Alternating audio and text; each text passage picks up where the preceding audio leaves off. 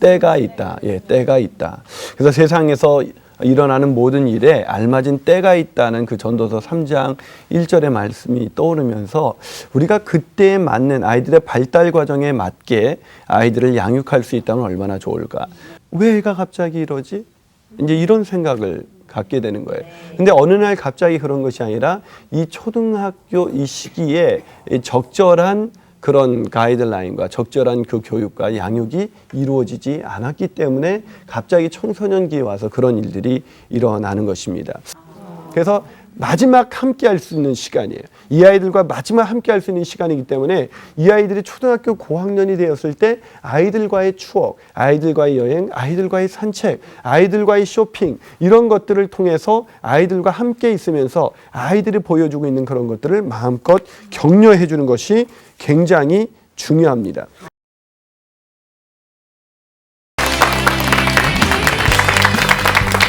예, 안녕하세요. 네, 반갑습니다. 광교지구촌교회 김인하 목사입니다. 자, 이제 아이들을 막 키웠던 그 시간들이 주마등처럼 스쳐 지나가면서 이제 사춘기, 이제 직전기까지 왔습니다. 사춘기 이전기 초등학생기는 5개월까지의 경험이 이 초등학생의 그 시기를 결정한다. 의외로 놀랬죠. 굉장히 빠른 시기에 아이들의 어떤 그런 생활 태도나 그런 인격의 그런 베이스가 기본적인 것들이 기초가 다 놓여진다 이렇게 생각하니까 참 자녀 양육이라는 것이 그래서 쉽지가 않구나. 나도 모르게 무심코 던졌던 말들, 그런 그냥 외면했던 시간들, 그런 것들이 아이들로 하여금 친밀감과 자존감을 갖지 못하도록 만들었구나. 이제 그것을 알게 되셨을 거예요. 이제 그렇게 자랐던 아이들, 또 그러나 거꾸로 건강한 가정에서 자란 아이들이 이제 사춘기를 출발하기 이렇게 직전에 와 있는 것입니다. 그래서 제가 사춘기 직전기라는 말을 씁니다. 이전기와 다르게 이제 초등학생기까지가 이전기고 직전기는 5개월에서 10개월 사이의 그런 변화, 그리고 아이들에게는 10살에서 12살, 이제 초등학교 고학년의 시기다라고 이렇게 보시면 됩니다. 초등학생 자녀를 둔 그 부모님들의 고민이 많은데요. 근데 제가 이런 자녀 양육을 하면서 생각나는 성경 구절이 하나 있었습니다. 그것은 전도서 3장 1절입니다. 여러분 기억하십니까? 모든 일에는 다 뭐가 있어요? 때가 있다. 예, 때가 있다. 그래서 세상에서 일어나는 모든 일에 알맞은 때가 있다는 그 전도서 3장 1절의 말씀이 떠오르면서 우리가 그때에 맞는 아이들의 발달 과정에 맞게 아이들을 양육할 수 있다면 얼마나 좋을까. 또 안타까운 것은 교회 학교 선생님들조차도 이렇게 미취학, 어린이, 청소년을 가리키면서 그 발달 과정에 맞는 아이들의 양육 태도, 또한 양육에 대한 그런 기술들을 갖고 있지 않음으로 인해서 마음에는 아이들을 잘 가르치고 싶은데 오히려 아이들을 그렇게 가르치지 못하는 경우들을 얼마나 많이 보게 되는지 모르겠습니다. 그렇기 때문에 아마 이런 부분들이 우리 어머님들에게도 도움이 되겠지만 일선에서 학교 현장에서 우리 아이들을 가르치는 그런 선생님들, 또 주일학교 선생님들, 그런 분들에게 도움이 되었으면 참 좋겠다라는 생각이 들었습니다. 자, 이 직전기 초등학교 고학년 아이들을 어떻게 가르쳐야 하는 것일까요? 많은 분들이 이 초등학교 시기는 별로 신경 안 쓰면서 애들을 키우는 시기가 바로 이때입니다. 왜냐하면 별로 신경 써주지 않아도 애들이 잘 자라거든요. 이 유치원 때까지만 해도 아이들의 손이 많이 가잖아요. 그런데 이제 초등학교 이제 고학년이 되기 시작하면 손 가는 게 별로 없고, 그렇다고 해서 이렇다하게 뭐 반항을 하거나 그렇지 않으니까 제일 그때 맘 놓고 집에 놔두고 마음대로 돌아다닐 수 있는, 그래서 이렇게 맛있는 음식점 가면 모두가 이렇게 그 아주머니들이 가득 이렇게 모여 계셔서 거기서 저 혼자 가서 앉아서 밥 먹기가 얼마나 막 민망한지. 그래서 제가 어느 날은 우리 그 자매님들하고 함께 그런 식당에 가서 밥을 먹다가 사람들이 내 직업을 뭘로 할까요? 제가 이렇게 목사같이 생기질 않았잖아요. 목사님 그러면 좀 이렇게 거룩해 보이고 그러는데 저는 그렇게 생기질 않고 꼭 연예인같이 생겨가지고 네, 그래서 고민이 많이 되는데, 그래서 아마 저를 그 보험 팀장님 정도로 이렇게 되지 않을까 그런 생각을 해봤습니다. 그래서 그런지 학자들이 이 초등학생 시기를 뭐라고 말하냐면 어린 시절 중에서 행방불명된 기간이다. 행방불명된 기간이다. 결국 이 연령층에 대한 연구가 별로 없습니다. 사춘기에 대한 연구, 또 태아에 대한 연구, 오히려 그 영유아에 대한 연구는 오히려 많아요. 그래서 뭐 영세에 대해서 그 어릴 적에 아이들이 어떤 성품을 갖게 되고 어떻게 지능이 발달하게 되고 어떻게 그런 재능을 갖게 되는 것인가, 이런 거에 대한 연구는 많이 하는데 이 초등학생 시기에 대한 연구가 별로 없습니다. 그래서 대체적으로 아이들이 협조도 잘해주고 부모를 기쁘게 하려고 그렇게 가족과 함께 있기를 좋아하기 때문에 이때 부모님들은 모든 게 다 잘 되어 가는 줄로 생각하고 있는 것이죠. 그런데 이때 잘 돼가다가 사춘기에 접어들게 되면 어느 날 갑자기 왜 애가 갑자기 이러지? 이제 이런 생각을 갖게 되는 거예요. 근데 어느 날 갑자기 그런 것이 아니라 이 초등학교 이 시기에 적절한 그런 가이드라인과 적절한 그 교육과 양육이 이루어지지 않았기 때문에 갑자기 청소년기에 와서 그런 일들이 일어나는 것입니다. 예를 들면은 초등학교 시기에 부모님들이 많이 갖는 몇 가지 질문이 있어요. 예를 들면 애들이 한번 그 화가 나면 의식을 잃을 정도로 반항을 하는 아이인데도 기를 죽이고 싶진 않아요. 애 기 죽이면 안 된다 그랬잖아요. 이렇게 생각하잖아요. 근데 기를 죽이는 것과 아이의 의지를 다듬어가는 것은 다른 거예요. 기 죽이지 않기 위해서 아이의 의지를 다듬어 주지 않으면 사춘기 때는 건드릴 수가 없습니다. 그렇기 때문에 그 전에 이렇게 나무도 어렸을 때 나무의 방향이 삘뚜로 자라게 되면 그거를 철사를 매서 조정해 줄 수 있는 것이지 어느 정도 자란 나무를 조정해 줄 수는 없는 거예요. 그렇기 때문에 초등기에 그런 거를 더 해줘야 되는데 오히려 초등기 때는 다 넘어가요. 기죽이고 싶지 않으니까. 내가 잘못된 것이다. 또 엄마들이 이렇게 애들 특히 키우면서 많이 하는 고민인데요. 얘가 아빠는 무서워하는데 나는 아주 우습게 여러 개 이렇게 얘기하는 거죠. 왜 그렇게 될까요? 보통 엄마가 함께 있으면서 친밀감이 많이 발달하기도 그랬지만 엄마의 일관적이지 않은 태도, 그런 것들이 애로 하여금 무시하게 되는 거죠. 여러분, 어떤 리더가 있는데 말과 행동이 다르다. 그럼 여러분 그 리더를 인정하십니까? 아니죠. 그 리더가 앞으로 폼 잡고 막 협박한다 그래도 여러분 어떻게 생각할까요? 아이, 지나 잘하지 뭐 이렇게 이런 생각. 근데 우리 아이들이 속으로 그런 생각하지 않을까요? 왜냐면 가까이 있다 보면 엄마의 행동과 말이 다르다는 것을 여러 번 경험하게 되죠. 그걸 너무 자주 경험하게 되면 엄마의 말이 그만큼 권위가 없어지는 거예요.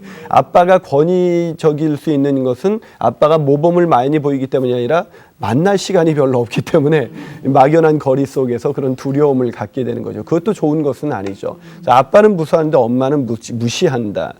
그래서 엄마가 얼마나 그 룰을 어겼을 때 단호한지에 대해서는 분명하게 사인을 주고 경고를 주고 경고가 3번이 누적되면 이제 매를 들고 왜 네가 이런 매를 당해야 되는지에 대해서 분명히 얘기해 줘야 돼요. 근데 엄마들이 일관성이 없어요. 유치원 때도 이렇게 노는 거를 이렇게 한번 제가 놀이터에 가서 경험했던 건데요. 저도 이제 어렸을 때 좋은 아빠가 되려고 애들하고 같이 놀이터에 갔는데 어떤 애 엄마가 애하고 싸우고 있는 거예요. 막 들어가자고 막 얼마나 너 왜 시간 됐는데 안 들어가냐고 애는 좀 더 놀겠다 그러고 애는 막 땡깡을 피우고 있는 거예요. 나 같으면 단호하게 말할 텐데 왜 저렇게 실랑이를 벌이고 있지? 이러고 있는데 그 다음 주간에 또 묘하게 그 엄마하고 그 딸을 키우는 지난주에 실랑이를 벌였던 그 부분을 보게 됐어요. 근데 그 엄마가 분명히 6시까지 들어가야 된다는 소리가 너무나 커서 여성들의 목소리가 때로는 너무 커요. 그래서 옆에까지 그냥 듣고 싶지 않았는데 들렸는데 그렇게 웃는 분들이 이게 다 회심의 웃음이에요. 회개에 눈물만 있는 게 아니라 회개의 웃음도 있더라고요. 그런데 그분이 6시가 넘었는데도 애가 놀고 있는 거예요. 아무렇지도 않게. 근데 애가 시간이 지나니까 엄마한테 가서 엄마 이제 들어가야죠 그랬더니 넌 저리 가! 이러면서 옆에 있는 엄마하고 얘기하느라고 애가 와서 귀찮게 가서 놀래니까 왜 놀라 그럴 때는 뭐 안 놀아? 뭐 이러면서 확 놀게 만드는 거예요. 그러니까 본인이 일이 없을 때는 시간 보라 그러고 본인이 또 다른 엄마하고 얘기할 때는 그냥 놀아라 이렇게 얘기하니까 그러다 보니까 애들이 이렇게 일관성 있는 규칙과 그런 울타리를 갖지 않게 되는 거예요. 여러분 울타리가 없으면 참 불안하게 애들이 시간을 보냅니다. 그래서 엄마가 감정에 따라 나를 혼내기 때문에 눈치를 보는 아이들로 자라가게 되는 것이죠. 거기에 친밀감이라는 것은 존재하지 않습니다. 그렇기 때문에 엄마들이 무시를 당하는 그 결정적인 이유 중에 하나는 바로 애들에 대해서 일관성 있는 그런 양육 태도를 갖지 못하는, 특히 여성들의 장점이자 약점인 감성적인 그런 존재이기 때문에 그렇습니다. 또 우리가 애들 초등학교에 이렇게 들여보내면 또 하는 거지. 애들이 학교 가더니 나쁜 말을 배워왔어요. 이제 이런 질문들 많이 던집니다. 그래서 애들이 거짓말을 하거나 버릇없는 행동을 하거나 갑자기 아우 짜증나 뭐 이제 이런 얘기를 한단 말이에요.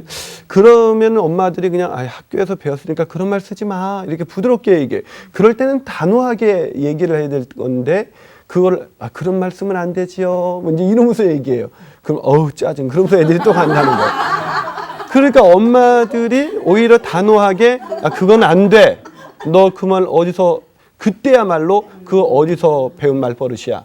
그것은 안 돼. 라고 분명하게 엄마가 그런 말을 쓸 땐 분명히 반응을 보인다. 라는 얘기를 알아들어야 되는데 그걸 안 해요. 왜냐면 애가 뭘 알겠느냐. 기죽이면 안 되니까. 저절로 놔두면 잘 되겠지. 이게 인본주의 교육 철학과 기독교 교육관과의 가장 큰 차이는 애들은 놔두면 저절로 잘 된다. 이것이 인본주의 철학의 기본 기저고요. 크리스찬들은 모든 사람이 죄를 범하였으면 하나님의 영광에 이르지 못하기 때문에 이 죄의 쓴뿌리로 인해서 저질러지는 그런 부분들을 어릴 적에 잘 단도리를 해줘야 된다. 이것이 기독교 교육의 출발이에요. 근데 그런 부분들을 노엽게 하지 말고, 자녀를 노엽게 하지 말고 부드럽지만 단호하게, 그리고 그거에 대해서 분명한 체벌과 훈육을 해야 되는 것이죠. 근데 어렸을 적에 애가 때릴 때가 어디 있냐고 그러고 안 때려요. 그러면 사춘기의 때는 걷잡을 수 없게 되는 것입니다. 그래서 제가 오히려 어릴 적에 때리니까 저희 특히 할머니 밑에서 자란 아이들이 버릇이 없다는 얘기를 왜 듣냐면 그 훈육의 바운더리를 쳐주지 않기 때문에 그러는 거예요. 그래서 저는 막 어렸을 때 그랬더니 저희 어머님이 저희가 같이 살았는데 걔 애가 뭐가 있다고 그렇게 혼내냐. 우리 아버님이 저를 어렸을 때 뭐로 때렸어요? 가끔 혁대로 때리셨다고 말씀드렸죠. 그랬더니 우리 아버님이 너 애를 너무 나무라는 거 아니냐 이러시는 거예요. 그래서 제가 아버님은 저를 혁대로 때렸습니다. 그런데도 기억을 못 하시더라고요. 예, 그만큼 애들이 이쁘니까 그냥 오냐 하면 애들이 무슨 뭐 없는 애들로 자라요? 버릇 없는 아이들로 자라는 거죠. 그렇기 때문에 그런 부분에 대해서 무시하지 않도록 잘해야 된다. 그리고 나쁜 말을 배울 때도 분명하게 그런 부분에 대해서 훈육을 가르쳐야 된다. 그리고 또 애를 가르치려면 화부터 난단 말이에요. 이런 얘기를 해요. 애를 가르치려면 답답해서 화부터 난다. 이제 왜냐면 초등학생 아이들은 모든 것이 미숙한 시기거든요. 그렇기 때문에 엄마, 너 왜 그것도 못해? 막 이렇게 얘기를 한단 말이에요. 또 우리가 이 스피드 시대에 살면서 이 스피드에 젖어 있기 때문에 애들의 그런 둔한 동작들이 더 이렇게 스트레스로 이렇게 다가오는 것이죠. 왜 옷도 그걸 잘 못 입어? 막 이런단 말이에요. 그건 혼날 일이 아니에요. 정작 나쁜 말을 하고 그런 부분에 대해서는 혼날 일에 대해서는 부드럽고 오히려 본인이 어디 빨리 나가야 되는데 늦어서 애가 옷 입는 것도 제대로 못 입으면 그걸 가지고 막 혼을 내거나 이제 이러는 시기가 바로 그 초등학교의 이런 시기죠. 자, 이런 시기를 젖어들면서 이제 애들이 고학년 들면 더 이상 고학년 직전기에 와 있다는 최초의 사인은 뭐냐면 애들이 말이 없어진다는 거예요. 그래서 일단은 말을 안 해요. 대꾸를 잘 안 해요. 대꾸를 안 하면 우리는 어떤 느낌을 받게 되죠? 애들이 나를 무시한다. 그래서 이게 지 애비도 날 무시하더니 너마저 무시해? 이제 이런 생각을 가지는 거예요. 그게 아니라 이제는 애가 진지하게 부모의 의존을 끊고 엄마와 내가 다르다는 걸 인식하니까 엄마가 요구하는 걸 무조건 네 좋아요 했던 애들이 이제는 생각할 타이밍이 필요한 거예요. 그래서 자꾸 생각하는 거예요. 그걸 격려해 줘야 되는데 제가 아는 그 개그맨 중에서 아주 유명한 개그맨이시던 그분도 애가 말하는 거 가지고 무지하게 싸웠대요. 특히 남자들 사이 속에서 아빠가 뭘 하는데 말 안 했다. 그럼 남자들은 더 열받거든요. 그러니까 너 왜 말하냐고는 막 또 그거 가지고 막 애를 혼내고 그랬다고. 너무 목사님의 그 사춘기 자녀를 위한 부모 멘토링이라는 그 책을 읽으면서 본인이 너무너무 그것이 아쉬웠다고. 그것이 아이의 정상적인 반응이었다는 것을 왜 몰랐을까요? 그것이 직전기에 왔을 때 첫 번째 반응입니다. 그래서 이 사춘기 직전기를 뭐라고 부르냐면 구별기라고 부릅니다. 구별기. 그래서 브루스 메러모와 그 번 루이스가 함께 쓴 그 글에 보면 이런 구분들이 잘 나와 있어요. 그래서 구별기라고 부르죠. 그래서 이 구별에 대해서 뭐라고 그렇게 정의를 하냐면 그분들은 청소년들이 부모와 그 밖의 사람들과 정신적으로 신체적으로 구별되거나 다르다는 사실을 인식하게 되는 것이다. 그래서 이제는 정신적으로도 신체적으로도 부모와 나는 다르다는 것을 인식합니다. 왜 아까 5개월에서 10개월 된 애들이 이제는 엄마의 모유를 먹는 태도가 달라져서 엄마와 일치를 경험했던 애들이 이제 두리번거리는 거죠. 그런 것처럼 애들이 두리번거려요. 자꾸 다른 쪽으로. 그래서 이 부모와 정신적으로 다르다는 것을 인식하게 되죠. 이때 아이들은 부모와 자신을 구별할 준비를 갖춥니다. 그 준비하기 위해서 대답이 늦어지고 엄마가 말하는 거에 일일이 내가 대답할 필요가 있나? 엄마와 나는 다른데 왜 엄마의 기호를 나에게 자꾸 강요하지? 그래서 엄마가 이쁘다는 옷이 이제 별로 유치하게 느껴지고 어렸을 때는 그냥 핑크색을 좋아하던 여자애들이 이제 핑크색 하면 아주 유치한 것으로 여겨지고 뭐 헬로키티만 봐도 환장하던 애들이 이제는 진짜 빠이빠이 키티가 이제 되는 거고 이렇게 이제 바뀌어지게 되는 것이죠. 그래서 그 아이들이 이제 스스로 생각하는 능력을 중요시 여깁니다. 그래서 자기가 생각한 거를 존중해주는 그런 어른을 만날 때, 그런 부모를 만날 때 좋아하는 거죠. 근데 그 생각을 100% 인정해주는 아이들이 친구란 말이죠. 그래서 친구와 어울려 다니는 시간이 많아져요. 그래서 예전에는 부모와 함께 있고 싶었던 애들이 이제 친구네 집에 갔다 올게요. 공부를 해도 친구네 집에 갔다 온다. 그럼 우리는 친구네 집에 가서 공부한다면 어떤 생각이 들어요? 네가 가서 공부를 행여나 하겠다. 이런 생각이 드니까 친구네 가는 것 자체를 차단하죠. 근데 그걸 차단하는 것보다 그 아이가 그렇게 생활 습관이 잘못된 아이가 아니라면 그 친구와의 그런 교제 그때 얼마나 재밌었어요. 여러분이 옛날로 돌아가 보세요. 친구들하고 있었을 때 친구들끼리만 나누는 그 단어가 얼마나 중요해요. 그래서 그 시간을 좀 더 즐길 수 있도록 해야 돼요. 또 신체적인 변화가 옵니다. 호르몬의 변화로 인해서 호르몬 분비로 인해서 이제 여자아이들은 점점 여성으로서 여자다워지기 시작하고 남자아이들은 이제 남성다워지기 시작하죠. 그래서 그런 변화에 대해서 성인이 되기 위한 준비가 되었다라는 것을 보여주는 것입니다. 그런 신체의 변화는. 그래서 이런 변화가 올 때 애들이 심리적으로 말이 없어지고 엄마의 기호를 따라가지 않고 이제 가족 외식하자 그래도 네 하고 따라가던 애가 안 따라가고 옛날에 사촌들이 있으면 우리 사촌 애들도 이렇게 제 남동생이 있는데 거기도 딸만 둘 있고 저희도 딸만 둘이 있는데 넷이 늘 어울려 놀았어요. 그러더니 이제 제 남동생이 저보다 아이를 1년 더 먼저 낳게 됐거든요. 그러니까 걔가 제일 위에 아이가 우리 내 동생 첫째 아이인데 어느 날부터 넷이 어울리던 애들이 한 녀석은 안 놀고 셋만 어울리는 거예요. 그래서 재미가 없을 텐데 혼자 그냥 이어폰 넣고 마이크 넣고 이제 이러기 시작하죠. 그것이 바로 사춘기 직전기에 온 하나의 전형적인 그림이라고 할 수가 있습니다. 그래서 이때 아이들이 이제 구별되기 시작하는 그런 행동들을 이제 조금씩 보일 때, 너는 이제 엄마와 다른다는 것을 오히려 격려해 줘야 돼요. 그래서 그것을 격려해야 되는데, 너 엄마 딸이잖아. 이것을 너무 강조하기보다는 이제 고유한 하나님이 지으신 독특한 존재고 아주 개별적인 존재라는 것을 아이들에게 가르쳐 주기 시작해야 합니다. 그래서 이때 자녀 양육을 잘하려면 그 영아기 때 5개월에서 10개월까지의 경험을 자꾸 생각하면 좋습니다. 그래서 그때 아이들이 이제 자꾸 두리번거리면서 다른 것을 시작할 때 그런 것들을 격려해 주는 것이 중요하죠. 자, 이때 아이들의 특징을 제가 정리해 봤습니다. 이거를 그 책을 읽으면서 제가 정리한 건데, 브루스 네로모아도 이런 부분에 대해서 정리를 참 잘해줘서 그분의 책을 많이 참고하면서 앞으로 우리가 사춘기, 초기, 중기, 후기의 그런 부분까지도 우리가 함께 연결을 시킬 겁니다. 자, 사춘기 이전기의 특징 첫 번째, 더 이상 누구의 딸이 아니다, 누구의 아들이 아니라는 것입니다. 더 이상 엄마 딸이야 라는 얘기가, 어렸을 때 너 누구 딸이야 그러면 아빠 딸 이랬던 애들이 이제 말을 안 해요. 그러면 이제 괜히 서운해지기 시작하는 거죠. 그래서 그 대표적인 것이 가족과의 외출을 꺼리기 시작하는 것입니다. 가족과 함께 하기를 가장 좋아했던 애들이 그 끈을 놓기 시작하는 것입니다. 그래서 부모를 좌절시키기 위해서 일부러 게을러져요.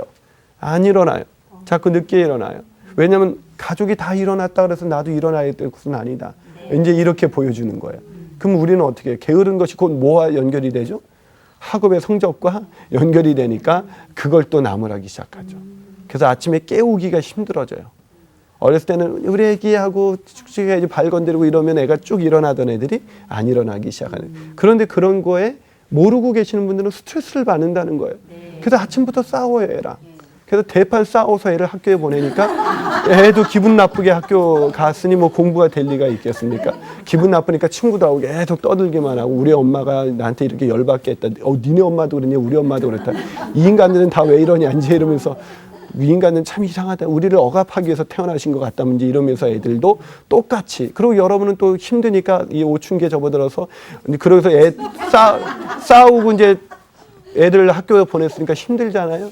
그때 애 엄마한테 전화 옵니다. 다른 친구 옆집 엄마한테 뭐 해? 뭐 하긴 그냥 있어. 그건 나오라고. 그래서 나오면 이제 거기서 요즘 애들 싸가지 없다, 버릇 없다. 왜 우리 때는 안 그랬는데 그런지 모르겠다부터 이제 시작하면서 얘기를 시작하게 되는 것이죠. 더 이상 누구의 딸이 아들이 아니다. 두 번째, 어린아이 취급받는 걸 제일 싫어합니다. 그래서 뭐 해라, 이 지시적인 언어를 사용하는 걸 싫어하는 것이 뭐 해라, 이제 숙제해야지, 이제 이렇게 얘기하면 그걸 싫어해요. 숙제해야 된다는 그 정보가 틀렸기 때문이 아니에요. 애들한테 물어봤어. 니네 엄마 말을 왜 안 듣니? 그랬더니 너무 바른 얘기만 한대요. 그 얘기를 싫어하는 이유는 뭐냐면 어린애 취급을 하기 때문에 그래요. 그래서 이제는 우리가 일일이 지적하고 그 다음 뭐 해야지, 그 다음 뭐 해야지, 뭐 해야지 하다가 이거를 아이가 부모가 너무 강해서 그걸 늦추는 아이가 있어요. 이미 부모로부터 구별됐다는 걸 느끼는데 그걸 감춰요. 그걸 눌러요. 그래서 중학교 1학년, 중학교 2학년, 3학년 때까지 참아요. 근데 더 이상 못 참아요. 그때 가면 팡 튕겨져 나와요. 그런 부모는 그때 정말 그때 압력은 누른 만큼 훨씬 더 강하죠. 그래서 그때는 이제 건들기가 어려워지는 거예요. 뭐 말만 해도 그냥 신경질을 내요. 그러니까 이제 엄마가 얘가 왜 이렇게 갑자기 싸가지가 없어졌어? 이렇게 생각하고 그러면서 막 그걸 가지고 이제 막 혼내다가도 이게 이제 다 컸으니까 이게 압력이 안 되는 거예요. 그렇기 때문에 애가 어린아이 취급받는 걸 싫어하는 것을 미리 알고 어른 대접을 해줘야 돼요. 어른 대접은 뭘까요? 어른과 아이의 가장 큰 특징은 뭐예요? 어른은 스스로 결정한다는 거예요. 남의 이에 타치받지 않는다는 것이죠. 그래서 어른 되기를 우리가 어렸을 때 얼마나 기대했습니까? 어른 되면 내 마음대로 할 수 있으니까. 근데 그 자각을 언제부터 한다고요? 사춘기 직전기. 그때부터 한단 말이에요. 그러니까 그때부터 애들이 스스로 결정하고 스스로 생각하도록 그거를 격려해 줘야 되는데 우리는 계속 그때야말로 중요한 시기니까 내가 짜는 시간표에 의해서 학원을 다녀오고 학교를 갔다 오고 내가 짜는 시간표 또 내가 생각하고 인정한 사람과만 얘기를 나누고 내가 허용하는 범위 안에서 놀아야 되고 내가 허용하는 것만 또 먹어야 되고 이렇게 하게 되니까 애들이 거기서 스트레스를 엄청나게 받고 아주 힘든 사춘기를 예고하고 있는 거예요. 근데 엄마들은 그거를 모르는 거죠. 그때 이 직전기만 해도 아주 녹을 막 대들려다가 알았어요 이러거든요. 예, 그러니까 어디 까불어 하고 딱 더 눌러버리는데 그때 그렇게 눌러버리면 안 된다는 것입니다. 그래서 이렇게 스스로 결정할 수 있는 것이 굉장히 중요해요. 특히 사소한 거에는 옷 입는 거 이런 거 터치하지 마세요. 그런 부분들. 그런 거는 아주 본질적인 부분이 아니에요. 예, 그런 부분들은 그냥 본질적인 부분이 아니니까 애가 입으면 어우 예쁘다. 야 그거를 그렇게도 입니? 이렇게 해주면 되는데 우리는 뭐 안 되잖아요. 왜 그렇게 입냐는 거예요. 우리도 왜 그걸 강요할까요? 본인의 기준과 스타일이 있단 말이에요. 부모도. 나는 깔끔하게 입었으면 좋겠는데 왜 저렇게 야하게 입을까? 심플한 게 이쁜데 쟤는 왜 그럴까? 우리 큰딸은 늘 화려한 걸 좋아했어요. 반짝이는 항상 얘가 사모하는 거예요. 그런데 얘 엄마는 아주 심플한 걸 좋아하거든요. 늘 부딪히는 거예요. 얘는요. 이 어렸을 때부터 이렇게 이런 뭐 팔찌 이런 것도 하는 걸 되게 좋아하고 이런 목걸이를 한 대여섯 개씩 하고 다녔어요. 그래서 휴대폰을 사줬을 때 휴대폰 거리도 막 6개나 있는 거예요. 막 그러면은 뭐라고 말하냐면 그렇게 많으면 좀 지저분하지 않니? 이 얘기는 너 지저분해 보인다라는 말로 애들로 듣고 있거든요 이미. 그럼 자기의 기호에 대해서 지금 이 사람이 자기 엄마의 기호를 나에게 강요하네. 어우 짜증나. 짜증나죠. 만약에 여러분의 기호 따라서 이렇게 여러분이 만약에 카트를 하고 또 파마를 따가왔는데 생머리를 하지 그게 좋아요? 오늘 파면 예쁘다. 당신 더 그러니까 더 예쁘다. 어느 게 더 좋으세요? 예, 후자예요. 예. 근데 여러분도 애들한테 마찬가지라는 거예요. 근데 남편이 볼 때 남편이 내 아내는 무조건 생머리에 긴 머리여야 돼. 그래서 어떤 사람은 뭐 20년 동안 못 깎은 분도 계시더라고요. 그거는 인간이 아니라 그거는 인형이죠. 인형이죠. 근데 우리도 애들을 그렇게 인형처럼 키우려고 한다는 거예요. 그게. 그런 부분들이 조심해야 된다는 거예요. 그래서 어린아이 취급받지 말고 애들이 스스로 뭐 먹는 거, 입는 거 이런 거는 스스로 결정을 하도록 해라. 그거를 애들 스스로 결정해서 위험하지 않은 거는 다 그렇게 하도록 해라. 그것이 내 어떤 그런 체면을 조금 구기는 그 정도라면 애들이 원하는 대로 해주라는 것입니다. 세 번째로 이 아이들의 특징, 그것은 스스로 생각할 수 있음을 보이기 위해서 애들이 잘하는 것 중에 하나인데 끊임없이 논쟁을 한다는 거예요. 그래서 자꾸 말에 토를 달아요. 엄마 이건 이런데요? 엄마는 그렇게 안 했잖아요. 이게 어디 엄마가 그랬다고 너도 그래? 완전 이러면서 막 이렇게 하는 거죠. 그러니까 우리가 그게 없어요. 이게 어디가 없어져야 돼. 아 그렇구나. 네 생각은 그러니 내 생각은 이래. 이제 그런 부분들을 자꾸 얘기를 해줘야 돼요. 그러니까 애들은 옷을 사면서도 애들이 엄마가 좋아하면 다시 다 바꾸러 온다 그러잖아요. 엄마가 원하는 것은 다 싫어한다. 그거는 엄마하고 구별되기 위한 거지 엄마가 싫다는 얘기가 아니에요. 근데 우리는 엄마가 싫다는 얘기로 받아들인단 말이에요. 그러니까 우리도 상처를 받고 내가 여지껏 너를 어떻게 키웠는데 엄마의 그런 것을 싫어하느냐 이렇게 생각을 하기 때문에 거기에 문제가 생기는 거예요. 근데 여러분이 지금 이거를 꼭 애들의 입장에서만 생각하지 말고 여러분들이 애들이었을 때 입장을 생각해 보세요. 정말 그때 그러지 않았어요? 그러니까 그런 부분들을 자꾸 생각하면 애들이 논쟁을 벌이는 것도 엄마에게 지금 대드는 것이 아니라 이제 엄마랑 구별됐다라는 자신의 생각을 말하는 거구나. 근데 서툴러서 예의를 벗어날 수도 있어요. 그럼 그때 네 얘기는 이 얘기구나. 그 얘기를 애들이 예의 있게 말로 애들의 표현을 그대로 살려주면서 네가 지금 이것은 이렇게 바꾸고 싶다는 얘기지 이렇게 한 번 더 되물어주면 맞아요 엄마. 그럼 그 얘기가 들어가면 얘기가 잘 통하는 그런 시기를 보낼 수가 있는 것입니다. 또 아이들이 이때 갖는 네 번째 특징은 몸의 뚜렷한 성장에 대해서 이런 뚜렷한 변화에 대해서 고민을 한다는 것입니다. 애들이요 차에서 어디서 일어나다가 머리를 쾅 부딪히면 되게 자랑스럽게 생각해요. 내가 키가 컸네 이렇게 생각하는 거야. 이 부딪혀서 아파오는 것보다도 이렇게 부딪히면은 괜히 으쓱하고 이렇게 자랑스러워하는 거죠. 우리 딸내미도 신발이 안 맞는다는 걸 그렇게 뻐기는 거예요. 사준 지 얼마 되지도 않았는데 이거 또 바꾼다는 게 자기의 성장을 가져오기 때문에 아이도 이 5개월에서 10개월 아이들은 자꾸 자기 이렇게 몸을 또 만집니다. 뭐 이렇게 왜 만지작거리냐면 자기 몸이 이렇게 뿌듯한 거예요. 자기 몸의 변화에 대해서 그렇게 느끼는 것입니다. 그래서 그걸 손가락을 빨기도 하고 이렇게 탐구를 해요. 자기 발과 손을 탐구하듯이 이 사춘기 아이들은 자기 몸을 탐구합니다. 직전기에 접어들면서 자기 몸이 다르다는 것에 신기해요. 그래서 아직은 우리 그 딸내미가 이렇게 조금 사춘기 초기에 있었을 때, 이 직전기에 들어갔을 때, 그러니까 친구처럼 아빠 나 이렇게 브라자 해야 될 것 같아요. 이 얘기를 한단 말이에요. 그런데 보통 성숙한 애 같으면 그런 걸 아빠한테 얘기하겠어요? 근데 그걸 아빠한테 얘기한다는 것 자체가 아빠랑 친밀감이 아주 좋은 거고 자기가 이게 좀 부끄럽다는 그런 거보다도 자기 몸에 변화가 있다는 거를 더 이렇게 자연스럽게 얘기하는 그런 단계에 와 있다는 거죠. 남자아이들도 이런 성에 대한 관심이 아주 증폭되는 이런 시기죠. 그래서 자기 몸에 대한 다름에 대해서 많이 궁금해하는데 그때 아빠가 애를 데리고 나가서 야 남자란 말이지 너는 이제부터 어린아이가 소년이 아니라 남자가 되는 거야. 또 여자아이는 엄마가 데리고 나가서 외출을 하면서 오늘은 너하고 데이트하고 싶어서 왜냐하면 너는 엄마의 딸이 아니라 이제 성숙한 너 개인 자체가 한 어른으로서 네가 성장해가고 있기 때문에 얘 엄마 딸로서가 아니라 엄마가 그렇게 너하고 한번 시간을 가져보려고 그러는 거야. 그러면서 그 아이에서 일어나는 그런 신체적인 변화 이제 이런 부분에 대해서 얘기를 해주면 애들이 되게 좋을 텐데 이때 얘기를 해주지 않으면 다 이런 정보를 어디 가서 들어요?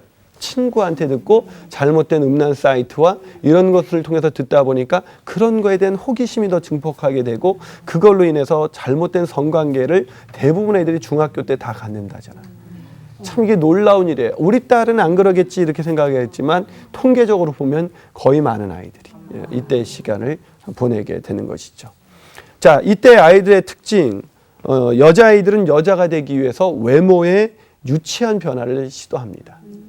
그래서 우리 세은이도 이때 이제 막 이런 시기 접었을 때는 매니큐어를 하는데 아주 이상한 색깔 막 바른다든지 전혀 안 어울리는 거 이런 걸 이제 막 바르기 시작하는데 그거는 애들이 유치한 변화예요. 근데 이런 유치한 변화를 할 때 뭐라고 얘기해 줘야 돼? 아, 그래. 너가 이제 여성다워지. 그래.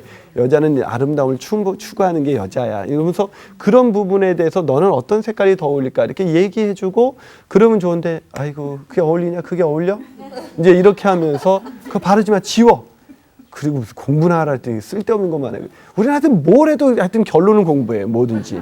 그러니까 애들이 짜증나는 거죠. 공부를 하고 싶은데도 이게 엄마가 모든 결론이 그러니까 여러분이 공부하라를 이때 직전기에 접어들어서 많이 하면 할수록 애들은 엄마가 원하는 걸 하지 않기 때문에 더 공부를 못하게 될 가능성이 훨씬 더 많은 거죠. 오히려 애들을 격려해주고 칭찬해주고 인정해줄수록 엄마와의 관계가 좋아지니까 애들이 더 자극을 받아서 더 열심히 할 수가 있는 것입니다. 그래서 잔소리는 또 한 번 아이들의 인생을 변화시킬 수 없다라는 것을 알 수가 있는 것이죠. 또 그때 그 세은이가 그 고학년 이렇게 접어들면서 또 하나 변화줬던 것도 뭐였냐면 그 고소형 그 운동화 아세요? 네. 예, 고소형 운동화 모르시는 분은 아마 시대를 좀 지나쳐서 사시는 분인데.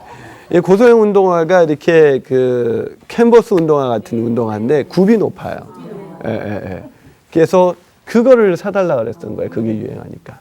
그러니까 그런 데 관심이 많죠. 그럼 제가 어떻게 했을까요? 모르면 야 어린애가 그거 성장 발달에도 안 좋고 니 때 그거 신으면 다리도 휘어질 수 있고 오다리가 될 수 있고 막 이럴 수가 있어.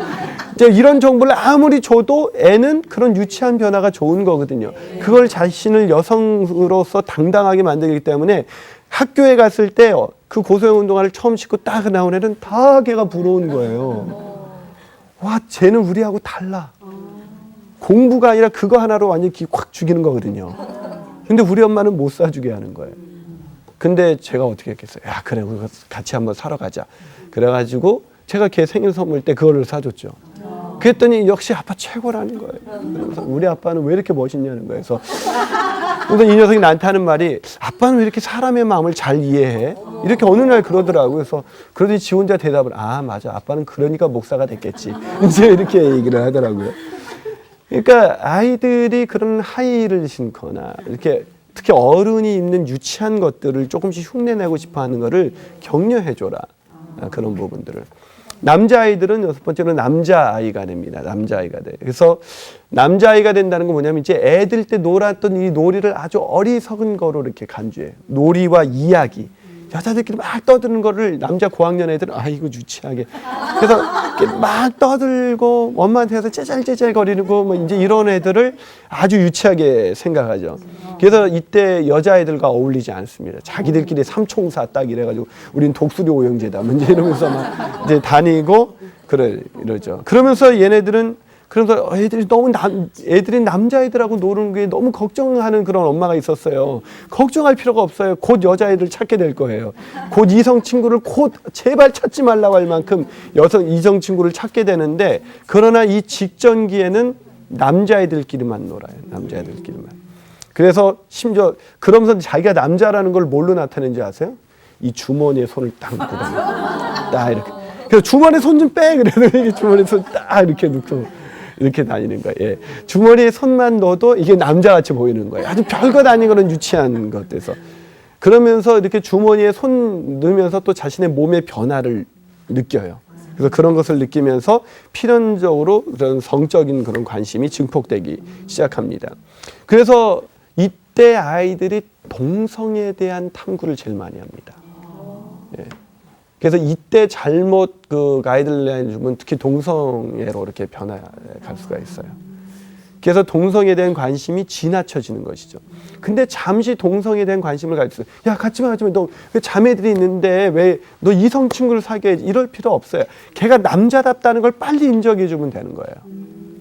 근데 남자답다는 걸 인정해 주지 않으면 자기가 여성의 역할을 하려고 할 수도 있는 거예요.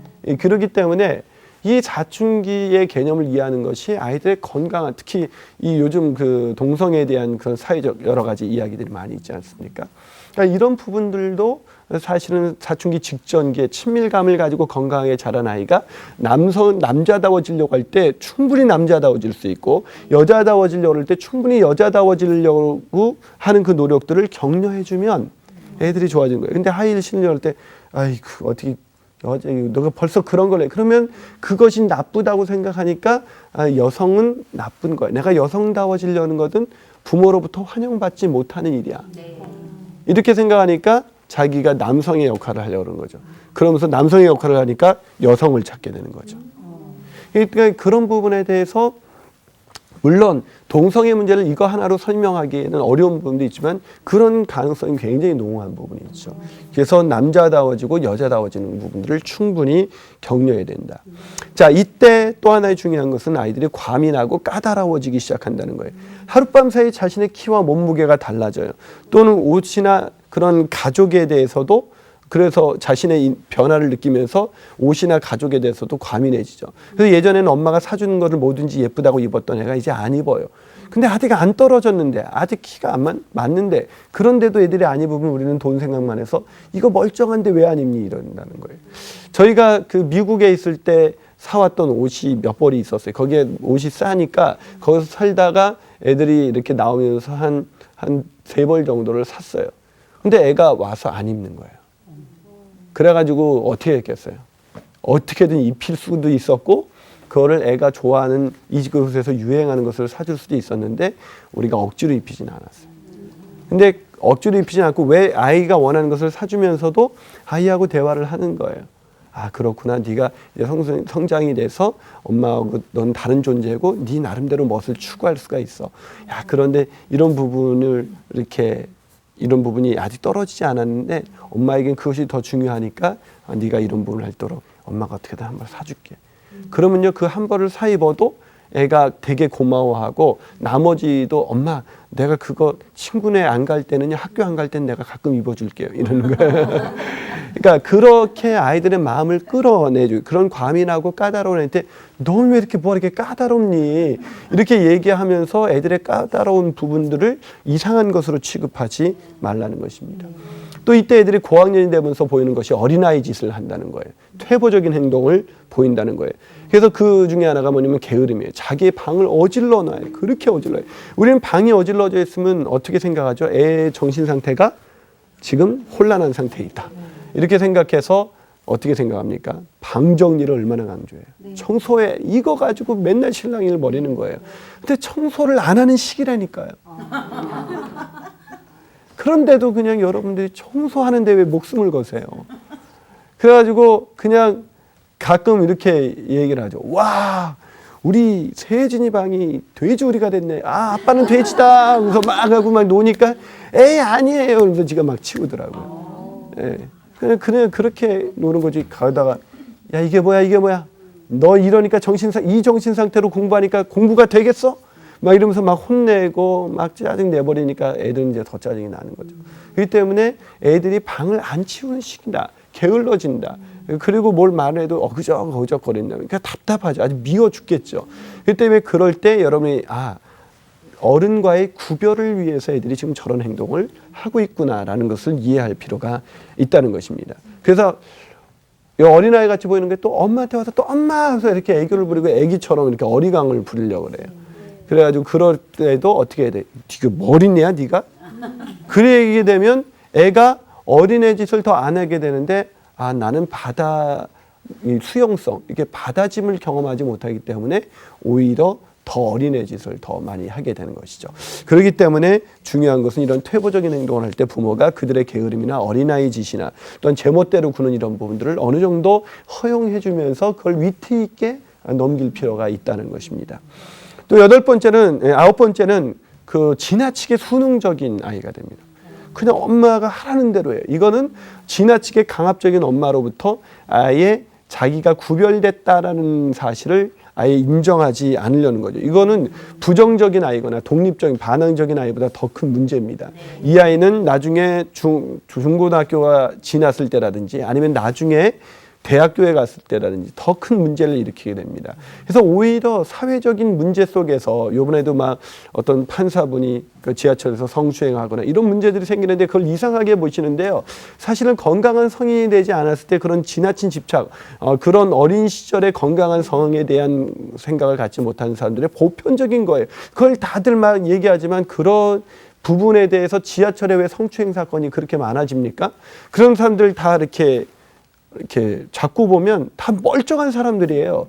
왜 그런 멀쩡한 사람들이 그런 모습을 보이냐면 자기가 사춘기의 건강한 발달을 이렇게 해려는 그런 노력이 아예 이렇게 제한이 됐고 억압이 되었기 때문에 그런 억압에 대한 탈출구를 그때 순간순간 그렇게 보이는 것입니다. 그렇기 때문에 지나치게 수능적인 아이를 오히려 자기는 누구인가에 대한 이 정체성의 과제를 회피하고 있는 것이기 때문에 그런 아이들일수록 오히려 더 격려해서 빨리 아이들을 인정해주고 친밀감이 쌓여져서 독립적인 행동을 할 수 있도록 노력하는 것이 필요하다는 것입니다.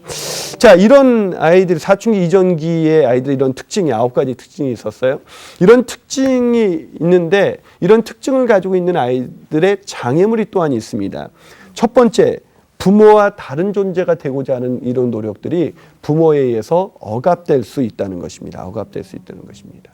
그래서 부모가 그런 것을 다 눌러버리는 거죠. 그럼 아이는 억압된다는 것입니다. 두 번째는 자신감이 결여가 됩니다. 이때 아이들의 이런 남자다워지려는 노력, 과민하고 까다로운 것, 그리고 어린아이처럼 퇴보적인 그런 모습을 보이는 것, 이런 것들이 거기에 맞게 적절하게 부모가 양육을 해줘야 되는데 그러지 못하게 되면 아이들은 어떻게 되냐면 지나치게 수동적인 태도로 이렇게 또는 지나치게 부정적이거나 지나치게 수동적인 아이들이 됩니다. 그래서 이때부터 학교 안 간다라는 얘기가 나와요.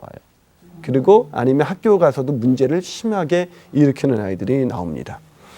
또 세 번째 그 장애물이 있는데 그것은 성적인 발달과 그런 감정이 비정상적인 것을 아까처럼 애들이 유치한 그 변화 또한 성에 대한 그런 발달 과정에 대한 거를 어머니가 아버지가 그 얘기를 해주지 않으면 아이들은 이제 그거를 이건 비정상적인 거구나. 내가 여성다워지려는 것, 내가 남자다워지려는 것은 환영받지 못하는 일이구나라는 것으로 간주될 수 있다는 것입니다. 자, 그렇다면 이런 아이들을 어떻게 양육해야 됩니까? 제가 중간중간 그런 부분들을 팁을 드렸지만 함께 이걸 한마디로 정리한다면 함께하며 격려해 주는 시기다. 그래서 마지막 함께 할 수 있는 시간이에요. 이 아이들과 마지막 함께 할 수 있는 시간이기 때문에 이 아이들이 초등학교 고학년이 되었을 때 아이들과의 추억, 아이들과의 여행, 아이들과의 산책, 아이들과의 쇼핑 이런 것들을 통해서 아이들과 함께 있으면서 아이들이 보여주고 있는 그런 것들을 마음껏 격려해 주는 것이 굉장히 중요합니다. 격려를 잘하지 못하는 부모를 우리는 완벽주의 부모라 그러죠. 좀 더 잘해야 된다. 이것이 신앙적으로 보면 율법주의에 빠져서 아이들을 인정해 주지 않는 것이죠. 그래서 아이들이 그냥 계속해서 좀 더를 요구해요. 좀 더 잘해야지, 좀 더 잘해야지. 이런 생각 가지고 자꾸 가요. 그래서 오죽하면 이런 유머가 있었겠어요. 어떤 아버지가 반에서 10등 안에 들려고 그러니까 얘가 열심히 공부해서 10등 안에 들었어요. 아빠 10등 안에 들었어요 했더니 야, 이 녀석아, 남자 녀석이 반에서 1등을 해봐야지 했더니 열심히 공부해서 이번에 아빠 드디어 1등이에요 했더니 야, 이 녀석아, 전교 1등을 해야지 무슨 남자가 전교 1등. 이 녀석이 정말 코피 떠지면서 공부했어요. 놀랍게도 전교 1등 했어요. 아빠 전교 1등이에요 그랬더니 야, 이 녀석아, 남자가 운동만 잘하면 되는 줄 알아? 그러니까 공부만 잘하면 되는 줄 알아? 운동도 잘해야지 이런 거예요. 그러니까 애가 그 다음부터 탁 손을 놓은 거예요. 공부만 잘하면 되는 줄 알아? 이 말 한마디. 그 다음부터 아무것도 안 해요. 정말 그런 아이들을 제가 오랫동안 23년 동안 가르치면서 참 아이들의 마음이 너무 아프다. 함께 있으면서 격려해주는 부모가 이렇게 없는가. 그 아이들의 그런 변화, 과민증, 또 자기의 성적인 발달에 대한 격려 이런 부분들을 잘 하지 못함으로 인해서 아이들이 정말 부모로부터 결국은 의존관계를 끊고 독립하려는 시도를 두려워하고 어려워하고 소심해지거나 극히 자의를 포기하면서 반항적인 아이가 되는 것입니다. 그래서 함께 있으면서 격려하는 것. 이것이 여러분의 자녀들이 건강하게 자라는 놀라운 사춘기 직전기의 비결인 것입니다. 자, 그렇게 행하셔서 축복된 가정이 되시기를 주님의 이름으로 축원합니다. 예, 수고하셨습니다. 감사합니다.